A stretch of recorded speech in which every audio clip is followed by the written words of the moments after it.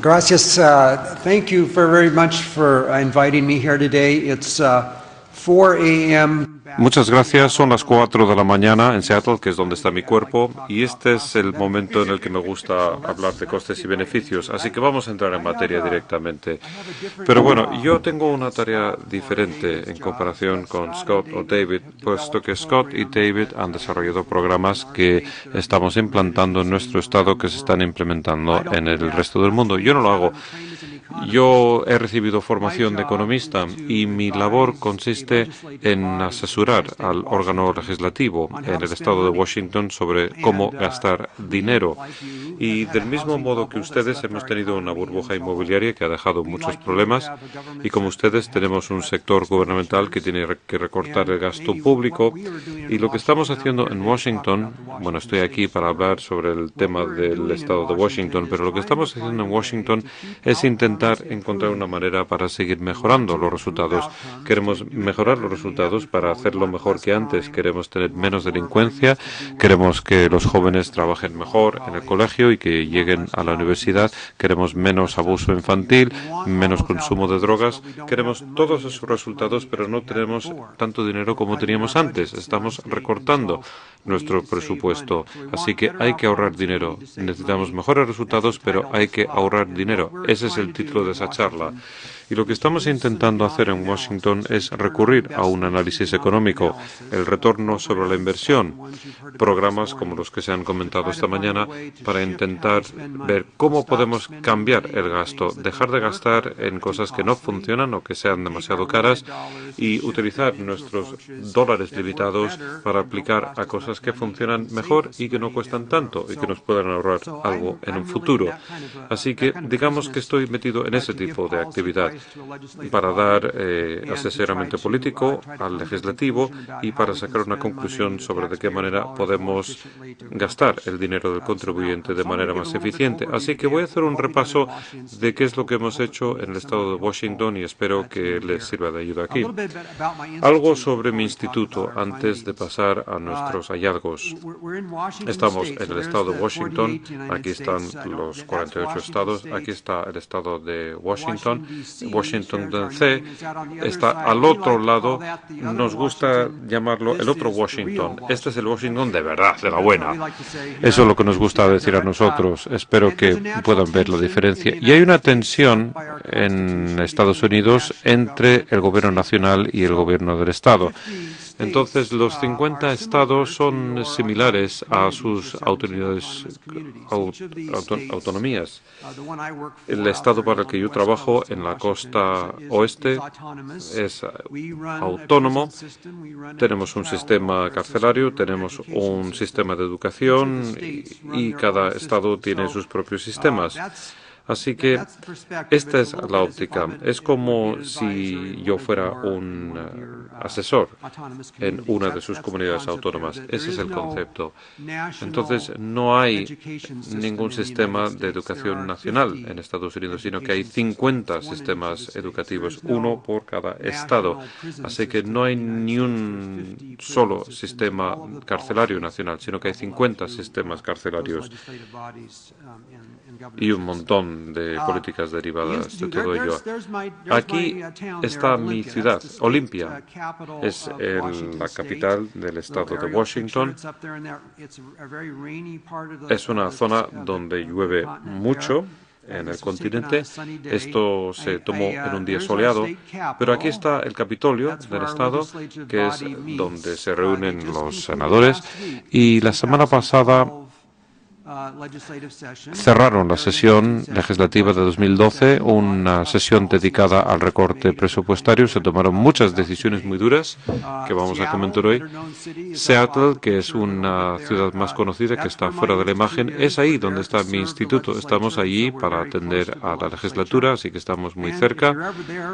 Y si alguna vez vais ahí, mi casa está ahí mismo. Si os interesa venir a visitarme y lo presento no como sugerencia de viaje para que acudan al estado de Washington, pero es aquí donde trabajo. Se trata de un sitio de verdad, que tiene a gente de verdad y que son votados para gastar dinero, aprueban leyes, aprueban presupuestos, y mi trabajo al vivir tan cerca es muy útil. Parte del trabajo consiste en calcular las cifras y la otra parte del trabajo consiste en comunicar esos resultados a esos políticos y gobernadores que llegan aquí para gobernar al Estado.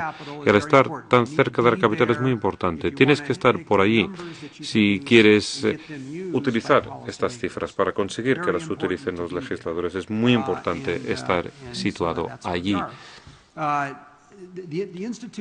El instituto para el que yo trabajo fue fundado hace casi 30 años por nuestro estamento. Es un grupo de investigación genérica y trabajamos en el tipo de cosas que vamos a comentar hoy, programas para jóvenes, pero también abarcamos muchas otras áreas que interesan al gobierno.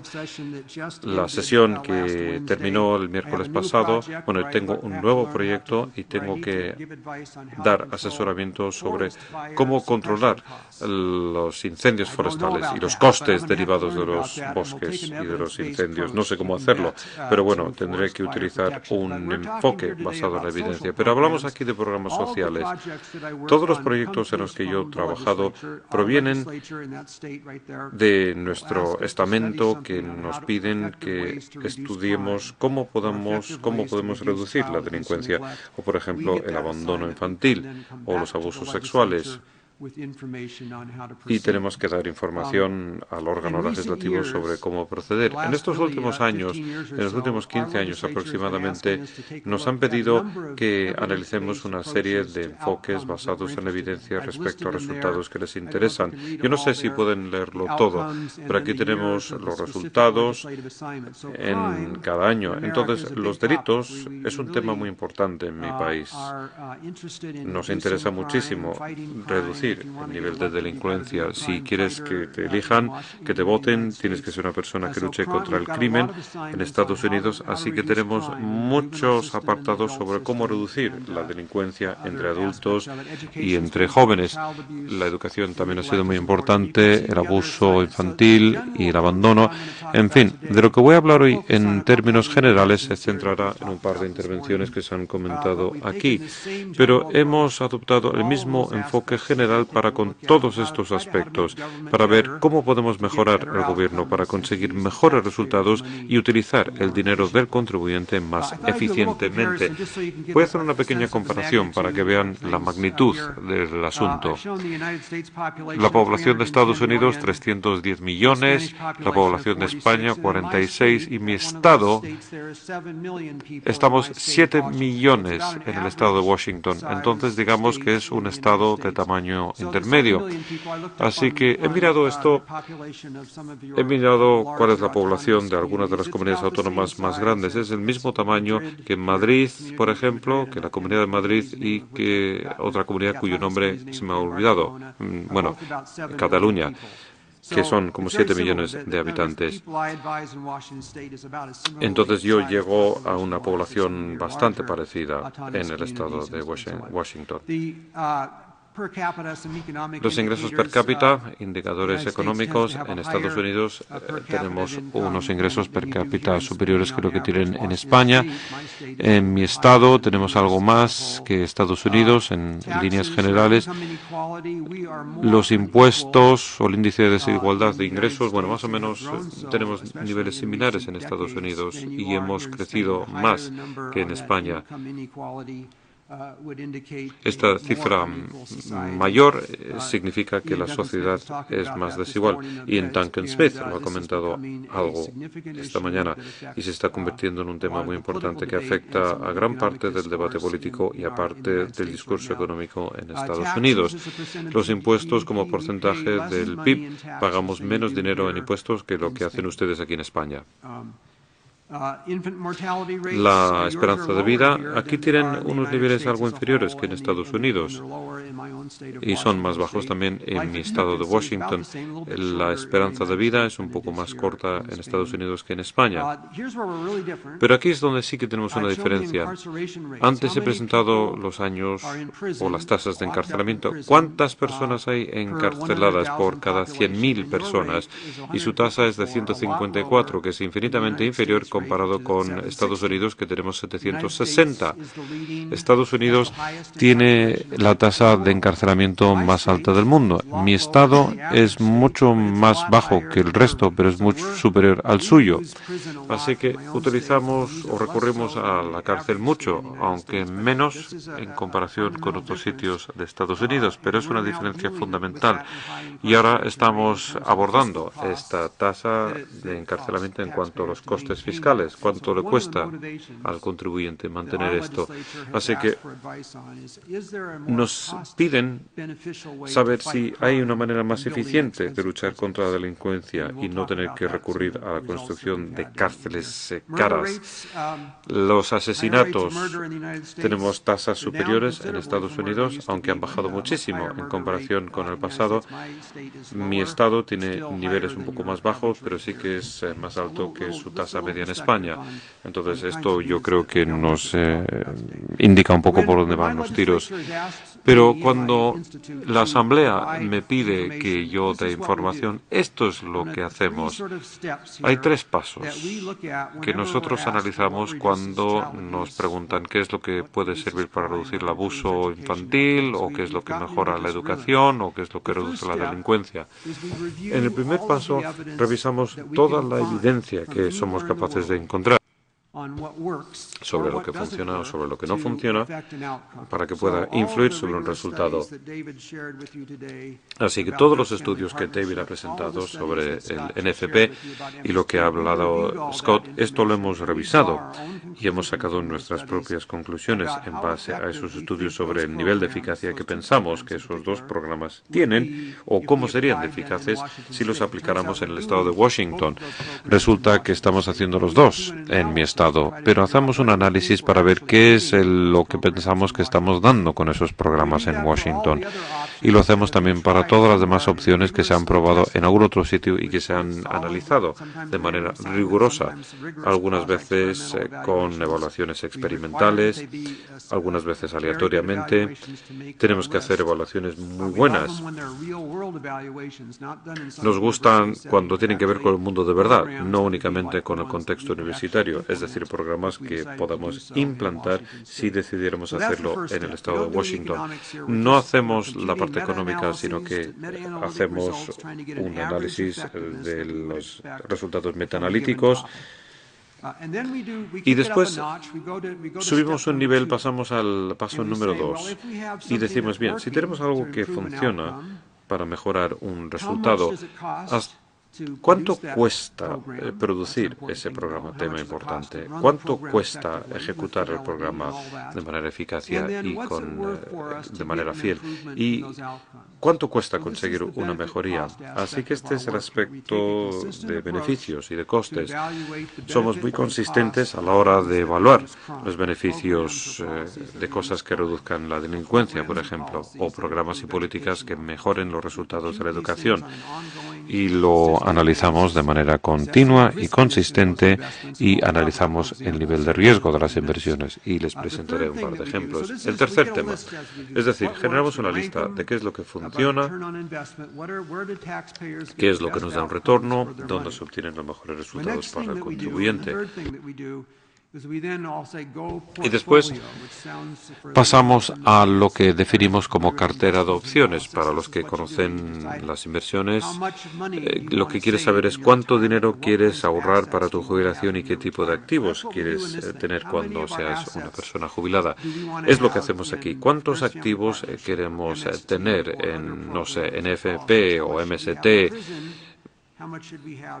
cuántos deberían estar en la cárcel y cuántos deberían estar en programas. Este sería un análisis de la cartera de opciones donde reúnes toda la información sobre cada ítem para intentar hacer recomendaciones y lanzar un presupuesto que sirva para la Asamblea Legislativa para que pueda gastar sus dineros en el Estado. Hay que saber, por tanto, cuánto dinero hay que tener para cada opción, para cada recurso. Bien, son los 3 niveles que abordamos. Hablemos de lo que hablemos. Llevamos a cabo el mismo proceso donde vamos mejorando a medida que pasan los años. Empezamos hace unos 15 haciéndolo y haciendo una serie de cálculos de base. Ahora ya lo vamos haciendo mejor, calculamos las cifras mucho mejor y si quieren seguir este camino a nivel nacional o quizás al nivel de cualquiera de las comunidades autónomas, lo único que tienen que hacer es introducir las cifras y poco a poco se va haciendo año tras año. Entonces, de esta manera vas definiendo los pasos que hay que dar para que la Asamblea Legislativa pueda recibir mejor información que en el pasado. Del mismo modo que Scott hablaba sobre la mejora de MST, David también intenta mejorar su sistema. Esto es lo que han dicho en sus charlas de esta mañana. Estamos haciendo exactamente lo mismo con las cifras y con lo que realmente funciona. Así que en Estados Unidos, esto no lo tienen, según me han dicho, pero en Estados Unidos tenemos una revista, casi cualquiera lo conoce en mi país, es una revista con brillo, con una portada muy bonita y que se llama Consumer Reports o informes del consumidor. Si quieres conocer cosas sobre coches o sobre cortacéspedes o ordenadores, bueno, pues compras esta revista y es como un proceso científico donde hacen un análisis de cortacéspedes y te dicen hasta qué punto cortan bien el césped, si hace mucho ruido o no. En fin, es una especie de ranking o una lista. Yo creo que todo el mundo en Estados Unidos conoce esta revista y todos entienden los gráficos. Así que la idea que nosotros manejamos consiste en producir esta información acerca de lo que funciona y lo que no funciona y presentar el retorno sobre la inversión y después presentar una lista que se presenta ante la Asamblea Legislativa para ayudarles a adoptar políticas y aprobar presupuestos y lo hacemos continuamente. Ya sé que no se ve la letra, pero en fin, repasaremos un par de conceptos en un minuto, pero quiero que quede claro el concepto y lo llevamos haciendo 15 años. Así que lleva su tiempo y lleva un tiempo para que los integrantes de la Asamblea se acostumbren a que si les preguntamos qué es lo que funciona en el campo de la educación, nos van a tener que dar una lista y así podremos elegir políticas basadas en la evidencia. Y si hay cosas que no tienen sentido, se recortan y ya está. Así que este es el concepto que nosotros hemos ido desarrollando a lo largo del tiempo. Pero ahora me gustaría darles un par de temas aquí. Voy a hablar un poco sobre los resultados de la delincuencia, hablaremos sobre NFP, pero esto es de la lista. Acabamos de actualizar la lista la semana pasada y es la actualización de abril de 2012. Si quieren obtener los resultados más recientes, pueden ir a la página web y bajarse el documento que acaba de salir, que sustituye todos los documentos anteriores. Y este es el informe más reciente al consumidor sobre cómo calcular las cosas. Así que vamos a ver algunos programas que funcionan y otros que no. Programas basados en evidencia. Y por cierto, nos encantan los programas basados en la evidencia que llegan a una conclusión y que dice que las cosas no funcionan. Y me gustan igual que aquellos que funcionan. Porque los programas basados en la evidencia que dicen que algo no funciona me permite decir, mira, oye, si estamos haciendo esto en el estado de Washington y nos estamos gastando un dinero, podemos recortar ese programa, no va a tener ningún efecto sobre el resultado y podemos desviar el dinero hacia cosas que funcionan, que ocupan lugares más prioritarios. Lo hemos hecho en nuestro estado y quizás lo tengan que hacer aquí, si tienen limitaciones presupuestarias y tienen que aplicar recortes. Pero vamos a ver algunos programas para delincuentes juveniles y también programas de prevención. Un par de ellos.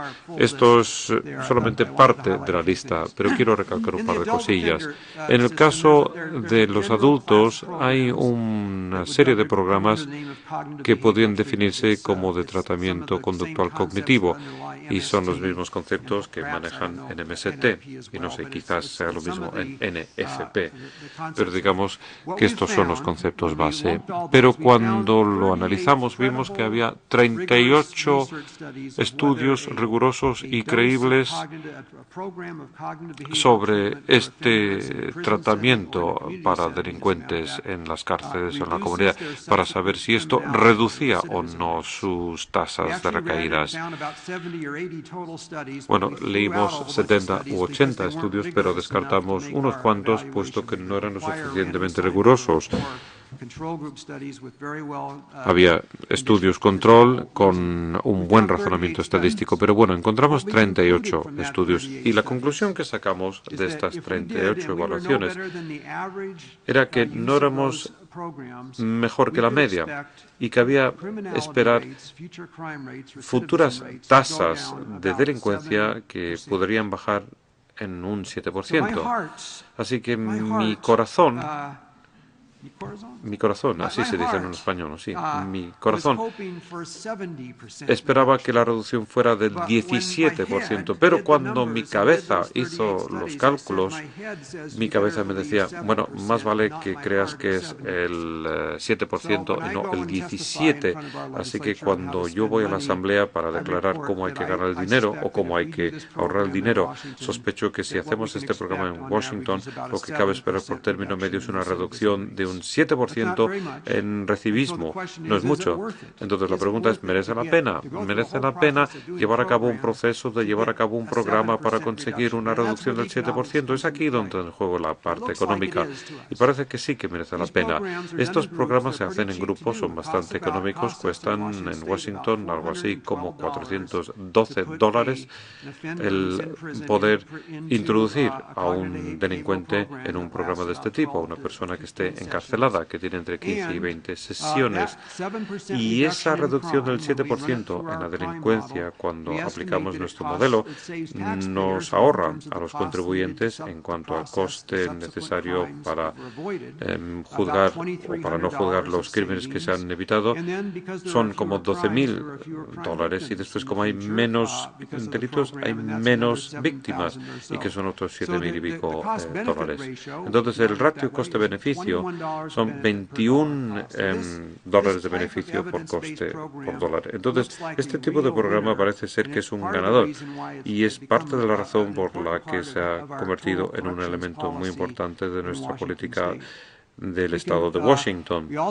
Y también hacemos un análisis de riesgos, lo comentaré en más profundidad en unos minutos, pero su país y mi país, todos ellos han padecido las consecuencias de la burbuja inmobiliaria.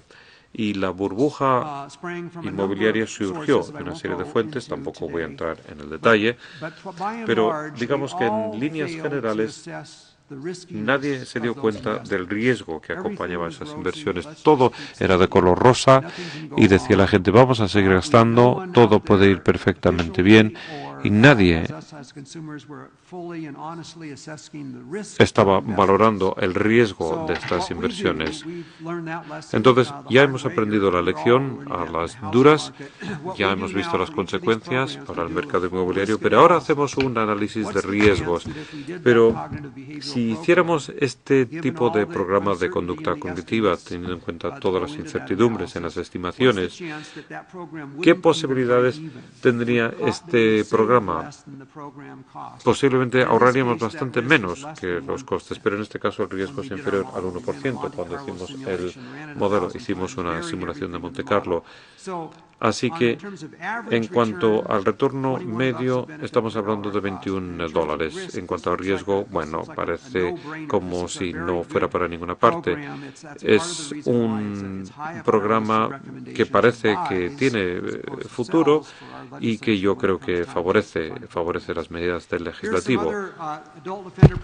Y tenemos otros programas para delincuentes adultos, no voy a entrar en detalle, lo pueden ver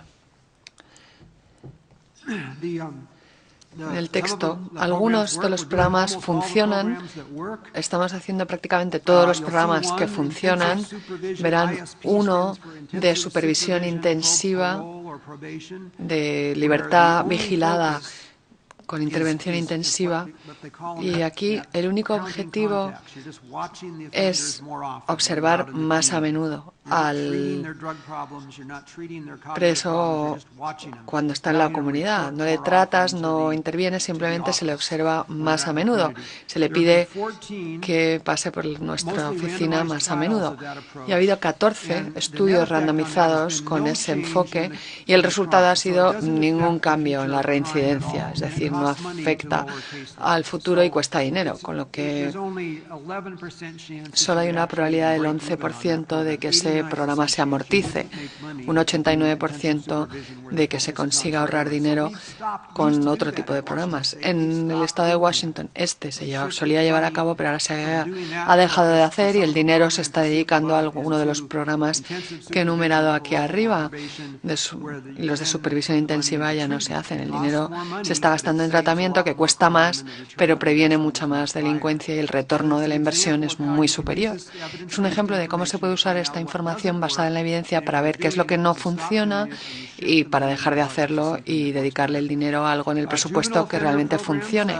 En cuanto a los programas de delincuentes juveniles, tenemos MST, como Scott nos ha explicado, también FFT, que nos comentó Scott. Hay actualmente en nuestro metaanálisis una serie de estudios con la reducción porcentual de la criminalidad, y el retorno de este tipo de programas suelen ser mucho mejores que en los programas con adultos. Tiene bastante lógica y tiene lógica económica, y para el dinero del contribuyente es mucho más rentable intervenir con los delincuentes juveniles para que dejen de delinquir y no acaben en el sistema adulto posteriormente. Interesa intervenir para que luego tengamos menos delincuentes adultos. Interesa asignar una parte mayor del presupuesto a los programas para adolescentes para prevenir el delito posterior. Todos estos programas están dando buen resultado, los estamos llevando a cabo todos en el estado de Washington ahora. Y otros programas preventivos, aquí he incluido dos. La Nurse Family Partnership, de la que nos habló esta mañana David, que consigue como una reducción del 17% en la incidencia, en las tasas de delincuencia de los niños que participan en ese programa. Y a nivel preescolar tenemos otro programa que estamos llevando a cabo en el estado de Washington por los resultados que vemos aquí. En los programas preventivos se consiguen buenos resultados en distintas áreas, aparte de la prevención de la delincuencia. Por eso he puesto ahí el asterisco, con lo que los resultados incluyen no solamente la reducción de la delincuencia, sino otros impactos positivos en otras áreas. Así que este es un ejemplo que quería repasar para explicar un poco cómo generamos los datos, las cifras, cómo las analizamos para decidir qué programas interrumpir y qué programas añadir y conseguir mejores resultados con menos dinero. Hablando un poco de ese programa de visitas de enfermería a las familias, nosotros hemos hecho un análisis externo del programa de David e inicialmente tuvimos que decidir si era buena idea para el estado de Washington o no, con lo que hicimos nuestro propio análisis económico independiente del programa, y estos son los resultados que vamos a ver ahora. Analizamos todos los estudios que nos ha comentado David esta mañana. Queríamos ver cuál sería el impacto previsto de su programa para cada uno de los parámetros que ellos estudiaron. Vimos, por ejemplo, en cuanto al maltrato y abandono, que nuestra estimación es que su programa podría reducir las tasas de abandono y de maltrato de una probabilidad del 23% a lo largo de toda la vida de ser maltratado o abandonado a un 17%. El dato de David de su estudio lo reducía casi a un 6%, pero nosotros no nos creímos ese 6%. No nos pareció que nuestro sistema pudiera conseguir los mismos resultados en nuestro contexto. Así que, como soy una persona bastante escéptica, realicé un ajuste en esa cifra y lo dejé en ese 17%, que es lo que vamos a ver ahora cuando veamos el análisis. Es una valoración independiente de lo que creo que se puede conseguir con estos programas si los llevamos a cabo en el estado de Washington. Ese es mi trabajo, asesorar al gobierno en cuanto a el efecto que creo que pueden conseguir estos programas que se han probado en otras partes si se utilizasen en el estado de Washington.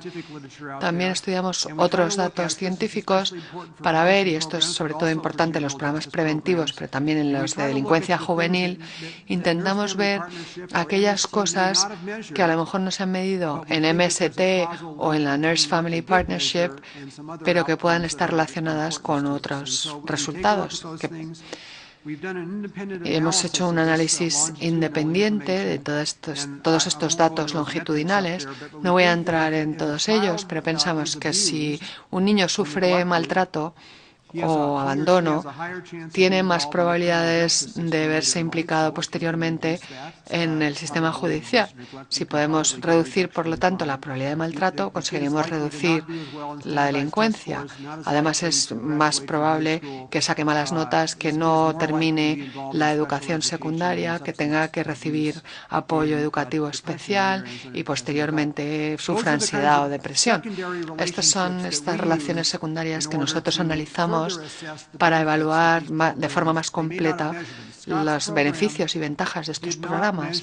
En el programa de Scott, ellos no habían medido si su programa iba a tener un impacto sobre los resultados escolares de los estudiantes.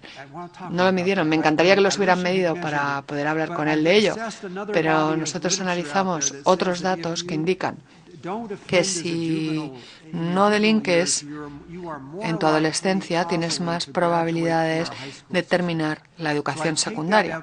Con lo que yo cojo esos datos y los relaciono con los de Steve sobre delincuencia y puedo concluir que su programa no solo previene la delincuencia, sino también permite mejorar los resultados educativos. Un poco, pero lo suficiente como para que sea significativo, y lo incluimos también en nuestro análisis económico. Así que ahí estoy yo en Washington intentando decidir qué efecto tendrían estos dos programas en nuestro estado. Y podría interesar que hicierais lo mismo aquí en España, en las comunidades autónomas, para ver cuáles serían los resultados en cada caso. Y luego vemos ya la valoración monetaria y los efectos a largo plazo. Desde distintas perspectivas, calculamos el impacto económico de los distintos factores y para el participante, cómo se beneficia de esos resultados. Si consigue terminar la educación secundaria, eso significa que obtendrá un mejor puesto de trabajo, a lo largo de toda su vida recibirá mejores salarios, con lo cual esos beneficios serán directamente para su bolsillo. Si el contribuyente, si hay menos delincuencia, no tendremos que gastar tanto dinero al contribuyente en el sistema judicial y penal. Y luego hay otra tercera perspectiva, y es la de la victimización. Si no eres víctima de un delito, no eres tú como participante o como contribuyente, pero sí como víctima potencial de un delito la que se beneficia. Aquí tenemos los cálculos para el programa Nurse Family Partnership. Vamos a ver mi estimación, después de haber hecho todos estos análisis que acabo de explicar, de los datos de David, y haber evaluado cómo podría funcionar en el estado de Washington. Y luego veremos incluso algunas cifras sin estos ajustes. Es decir, si yo no fuera tan pesimista y hubiera aceptado simplemente los datos de David sin ajustarlos para nuestro estado, ¿qué resultado nos daría? Y aquí tenemos mi valoración. Este es el dato que había mencionado David antes de su informe. El programa tiene un beneficio de unos $22.000 por familia en cada una de estas áreas: maltrato infantil y abandono, unos $865 de ahorro a lo largo de toda la vida, mejora salarial porque estos jóvenes terminan el colegio, mejora su nivel educativo y obtienen mejores salarios, menor delincuencia, menores costes de asistencia sanitaria, salud mental, y luego se gasta más dinero porque el programa hace que se use menos educación especial y hay menos cursos repetidos, con lo que nos queda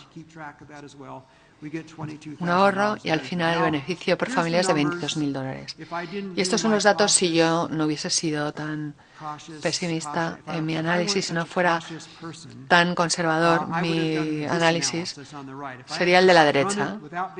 Si hubiera aplicado simplemente los datos de David, el resultado es todavía mejor. Serían $43.000 de beneficio. Pero como no estoy seguro de si lo voy a poder replicar igual en Washington y si me va a salir igual de bien, en Washington pues he reducido la expectativa, he reducido la expectativa en cuanto a menor delincuencia, etcétera, etcétera. Y ahora vamos a ver el coste del programa, que cuesta unos $9.600 por familia, dólares del 2011. El coste es el mismo en ambos casos. Y estos son cálculos habituales de valor presente neto de esa inversión, que es de $13.000 por niño. Esto es lo que le digo yo a mi gobierno. Si yo no fuese tan conservador en mi estimación, serían $33.000. El retorno de la inversión es el ROI es del 6%. Esa es básicamente la rentabilidad real de la bolsa americana. Si vemos el Standard & Poor's 500, el índice de la bolsa americana, y pensamos en los últimos 100 años, la rentabilidad media ha sido de hecho un poco menor al 6%, y este programa nos da una rentabilidad un poco mejor. Y si calculamos la generación de caja anual, y esto es importante para cualquiera que piense emitir bonos para financiar este tipo de programas, como nos explicó el ministro británico esta mañana, para atraer inversores privados. Modelizamos los flujos de caja de cuándo se va a gastar el dinero y cuándo se van a generar los beneficios. Y esto es importante hacerlo si pensamos en financiar este tipo de programas, incluso para nuestros propios presupuestos públicos. Es importante saber cuándo se van a generar estos flujos de caja. Y luego las probabilidades. Antes he hablado de que hay que evaluar el riesgo. Esta es la probabilidad de que se genere ese valor positivo. Hacemos esa evaluación del riesgo. Vemos que yo espero que el programa de David, con mi valoración conservadora, cubra los costes por lo menos un 80% de las veces. En un 20% no estoy tan seguro, pero 4 de cada 5 veces estoy bastante convencido de que va a salir bien. Y si siguen saliendo análisis que dan resultados positivos, la probabilidad de que el programa funcione será cada vez más alto. Mientras tanto, sigo siendo un poco pesimista y lo dejo en un 80%. Con los datos de David sería un 98%. Pero mis datos para el estado de Washington, como yo soy muy conservador y muy pesimista, digo, bueno, es un programa bueno, puede que en un 20% de los casos no funcione, así que esta sería la probabilidad que yo le asignaría. Si no, parecería el programa ideal porque no hay posibilidad de fracaso, o prácticamente ninguna. Y iniciativas legislativas que hemos llevado a cabo. Nuestro gobierno lleva financiando estos programas desde finales de los 90, hemos avanzado mucho, hemos modificado los presupuestos y ahora hemos conseguido ahorrar mucho dinero, hemos reducido las penas de prisión que no tenían sentido basadas en la evidencia y hemos dedicado ese dinero a programas que realmente funcionan. El gobierno ha empezado a gastar una cantidad significativa de dinero en programas de prevención. Antes de la crisis, claro, hemos probablemente ahorrado una cárcel entera que no hubo que construir por la delincuencia que se ha prevenido con estos programas, y la formación infantil precoz también se están financiando. Incluso en el último presupuesto, como acaba de decir Scott sobre Florida, que ha habido tantísimos recortes, sin embargo, se ha mantenido la financiación a estos programas basados en la evidencia. De hecho, ha aumentado el presupuesto para algunos de estos programas. Con lo que tenemos un ejemplo de un Estado que está aplicando muy seriamente estos conceptos desde hace ya mucho tiempo. Y ahora un par de conclusiones de lo que hemos aprendido al poner en marcha estos programas, consiguiendo que las instituciones los pongan en marcha. Hemos visto que hace falta un programa de evaluación formal, que si no lo tienes el programa no va a funcionar igual de bien. Hace falta además seleccionar a la población objetivo correcta para cada programa. Si no tienes una evaluación formal, las probabilidades de éxito son bajas. Es muy importante tener eso como parte de los instrumentos. Es importante tener también un sistema de control de calidad con financiación pública. Nos lo han dicho ya varios de los ponentes. Nosotros tuvimos que aprender a las malas porque no lo teníamos inicialmente y descubrimos que había programas que no funcionaban porque no se estaba aplicando correctamente la metodología, y ahora ya en todos los programas tenemos un control de seguimiento de la metodología para que los programas consigan los resultados previstos. Y luego, si tienes una relación de financiación con subunidades que financian el programa, en mi caso está el gobierno del Estado y luego los gobiernos locales, tienes que saber establecer la fórmula de cálculo correcta para quién aporta qué. Esto es aburridísimo, pero es fundamental. Hay que asegurarse de que las fórmulas de financiación se calculen con incentivos que realmente estén relacionados con los resultados que quieres obtener y no simplemente sobre el gasto, porque si no, no se va a ninguna parte. Y otra cosa que hemos podido hacer ha sido vincular todas estas inversiones con el proceso presupuestario. Es decir, que si estos programas funcionan como pensamos que deben y vemos los resultados, entonces basamos los futuros presupuestos en eso. Lo hemos visto en el caso de esa cárcel que no hemos tenido que construir porque hemos invertido en estos programas y, por lo tanto, es importante para el proceso presupuestario del Estado tener esos beneficios en cuenta. Voy a terminar diciendo que me parece muy importante ser consciente de que en nuestro estado, en el estado de Washington, hemos avanzado mucho con esto. Prácticamente cada año hemos dado pasos hacia adelante y por el progreso de la ciencia y de los proyectos basados en la evidencia que hay, pienso que cada vez es más fácil para gobiernos inteligentes utilizar la evidencia, identificar lo que funciona y lo que no. Se sabe ahora mucho más que hace 15 años. Si te lees todos los estudios que yo me he leído y las fechas de esos estudios, prácticamente todos se han llevado a cabo en los últimos 15 años.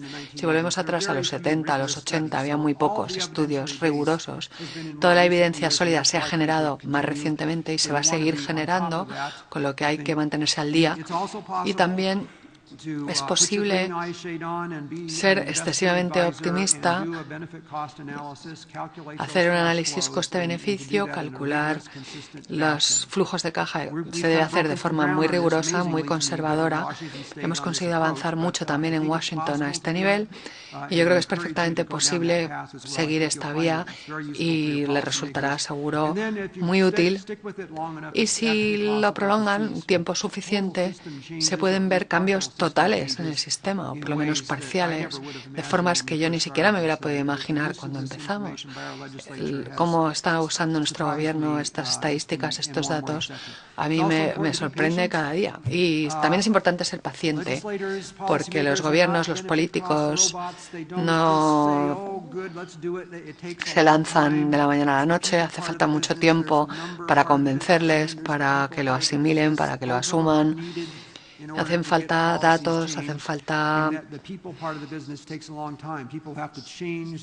tiempo para que la gente cambie su actitud, su forma de pensar en el desarrollo de políticas, y esto es algo que suele requerir muchos años. Pero hay que empezar y hay que ser constante y con el tiempo se ven cambios muy positivos. Este es el aspecto que tiene nuestro informe, que es un informe gubernamental aburridísimo, sosísimo, que yo llevo redactando 35 años. Si haces cualquier cosa 35 años, lo acabas haciendo bastante bien, y a mí se me da bien escribir estos informes aburridos y sosos para el gobierno, pero podría haberlo hecho como en las revistas de asociaciones del consumidor, como la que hemos comentado antes. Está en inglés, pero bueno, esta es la comparativa anual de coches. Dice, análisis de fiabilidad de coches, los mejores coches del 2005, análisis externo, totalmente independiente. Yo soy de Washington, que es donde vive Microsoft. Somos fans de PowerPoint, así que Ahora voy a usar el PowerPoint para cambiar un poco la revista y poner resultados de una comparativa de 200 programas y políticas relacionados con la prevención de la delincuencia.